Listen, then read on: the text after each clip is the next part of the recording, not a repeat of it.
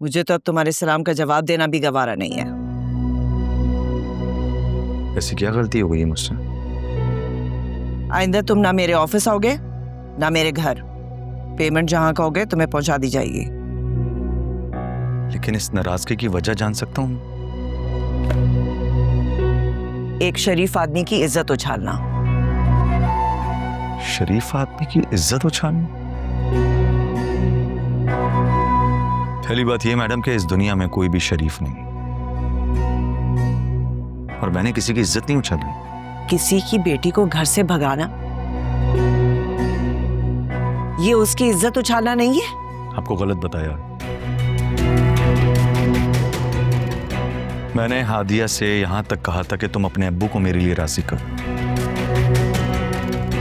अगर ऐसा ना हो तो तुम्हारे अब्बू जहां कहें वहां जाके शादी करना।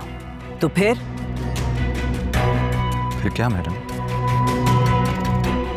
शादी के वक्त जिस दिन बारात आप लोग लेकर आ रहे थे, उस दिन हादिया ने सबको धोखा दिया, यहां तक कि मुझे भी। मेरी इजाजत के बगैर मेरे घर आ गई। मैंने उसकी बहुत मिन्नत की कि तुम ये गलत कर रही हो हादिया, तुम अपने घर जाओ। इस वक्त घर पे तुम्हारे सब इंतजार करें, तुम्हारी बारात आने वाली। लेकिन वो नहीं मानी, यहां तक कि मेरे पैर पकड़ के बैठ गई। कहने लगी मैं अपनी जान ले लूंगी लेकिन यहां से नहीं जाऊंगी, मैं तुम्हारे सिवा किसी और की नहीं हो सकती। अब आप खुद बताइए सब में मैं क्या करता? क्या तुम सच कह रहे हो? 100% सच कह रहा हूं मैडम। अगर आपको मेरी बात पर यकीन नहीं है ना तो फिर घर आइए और अम्मी से पूछिए, अम्मी आपको सब सच बताएंगी। बल्कि मेरी मां ने भी हादिया की बहुत मिन्नत की